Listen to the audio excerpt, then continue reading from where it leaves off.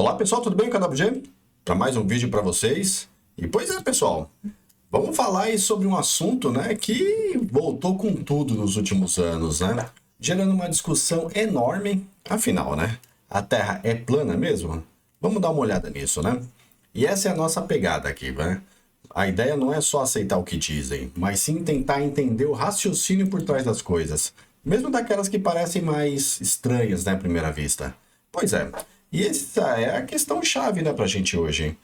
E o ponto aqui, pessoal, não é tirar sarro de jeito nenhum, tá? É tentar entender o porquê essa ideia acaba convencendo tanta gente, tá? E o mais importante, ver onde ela começa a não fechar conta quando a gente coloca a prova.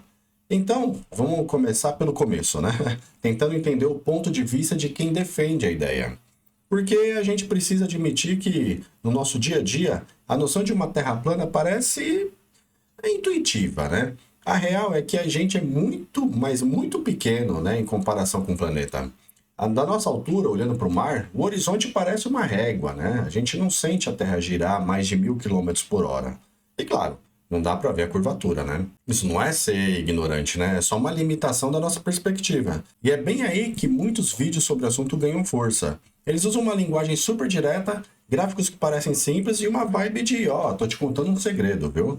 Isso cria uma sensação de, nossa, é óbvio. Mas quando a gente vai ver, algo que parece claro não quer dizer que seja verdade. Beleza. Então agora a gente entra na parte mais importante, a coerência. Uma boa ideia não precisa ser só parecer certa na nossa cabeça. Ela precisa funcionar no mundo real. Então, vamos testar se o modelo da Terra plana se sustenta quando a gente compara com fatos, né?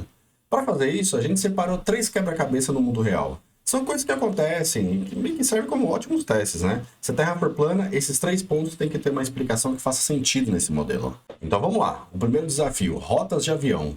Pensa num voo de Santiago, no Chile, até Sydney, na Austrália. No globo é um caminho quase reto sobre o Pacífico. Agora tenta traçar essa rota no mapa da Terra plana. A viagem fica gigantesca e não faz o menor sentido. As companhias aéreas sempre usam um caminho mais curto, e esse caminho só bate com o mapa de um globo. Segundo ponto, uma coisa que todo mundo usa, o GPS do celular. Ele funciona porque o seu aparelho recebe sinais de vários satélites que estão girando ao redor do planeta. A sua localização exata é calculada por triangulação, usando uma geometria que só funciona se a Terra for uma esfera. No modelo plano, todo o sistema de GPS simplesmente não funcionaria. A matemática não fecha. E o terceiro teste, que talvez seja o mais clássico de todos, né? O eclipse lunar. Toda vez que a Terra fica entre o Sol e a Lua, a sombra que o nosso planeta projeta na Lua tem uma bordinha redonda. Sempre. Sem exceção. Então aí fica a pergunta, né? Pensa bem. Que tipo de objeto faz uma sombra redonda, não importa o ângulo? Um disco, se estiver de lado, faz uma sombra que é só uma linha. Então, para fazer uma sombra redonda, ele teria que estar perfeitamente alinhado. Mas a Terra não. Ela projeta uma sombra redonda sempre. O único objeto que faz isso é uma esfera, né? E o mais legal disso tudo é que a gente não precisa acreditar cegamente na NASA, na SpaceX, né? Ou em qualquer governo para chegar nessa conclusão. A verificação pode ser feita com métodos bem simples que qualquer um pode entender ou até replicar. E essa é a virada de chave, pessoal.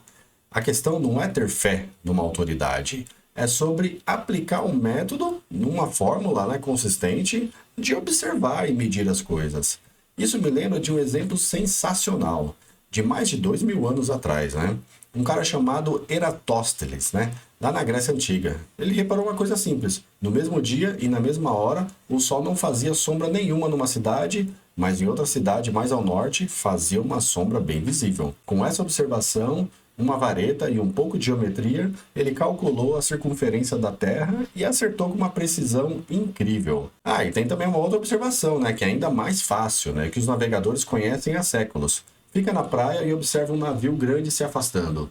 Você vai ver que o casco dele some primeiro e só depois as partes mais altas, como os mastros, né, desaparecem. Isso só acontece porque o navio está seguindo a curvatura da Terra, né? Bom, mas aí fica a pergunta, se as evidências são tão acessíveis, por que essa ideia voltou com tanta força? A resposta parece que não está tanto na física, mas sim na nossa psicologia. É que essas narrativas, essas teorias, elas mexem com coisas muito fortes dentro da gente. Elas dão respostas fáceis para um mundo que é super complexo. elas criam uma comunidade, né, um sentimento de pertencer a um grupo, né, que sabe a verdade. E claro, dão aquela sensação de ser especial, de ter um conhecimento secreto que a maioria não tem. E aqui a gente precisa separar as coisas, né? Uma coisa é questionar, duvidar, fazer perguntas, né? Isso é a base da ciência e do pensamento crítico. É super saudável. Outra coisa bem diferente é quando várias evidências de áreas diferentes apontam para a mesma conclusão e a pessoa simplesmente nega tudo. Isso já não é mais ceticismo, né? É outra coisa. Então, para a gente ir fechando o raciocínio, a discussão de verdade nunca foi sobre a Terra parecer plana. Porque, como a gente viu, os nossos sentidos podem nos enganar por causa da nossa escala, né? A pergunta de ouro para qualquer ideia, mas não só essa, é essa aqui. Esse modelo, né? Consegue explicar todas as coisas que a gente observa no mundo de um jeito coerente, sem se contradizer? E a resposta, depois de tudo que a gente viu, é que não. O modelo da Terra plana simplesmente não se sustenta. Resumindo rapidinho o que vimos. Primeiro, a sensação de que a Terra é plana é basicamente uma ilusão de perspectiva. Segundo, coisas práticas do nosso dia a dia, como voos, GPS e eclipses, só fazem sentido num modelo de globo. E terceiro, a gente consegue verificar isso com observações simples, né, que não dependem de acreditar em ninguém. E para fechar, fica aquela nossa reflexão de sempre, né? Ser inteligente não é ter todas as respostas, é continuar fazendo perguntas, continuar pensando e principalmente estar aberto para seguir um caminho que a lógica e as evidências mostram para gente. Fica aí a reflexão. Nos vemos no próximo vídeo. Um abraço a todos e tchau, tchau!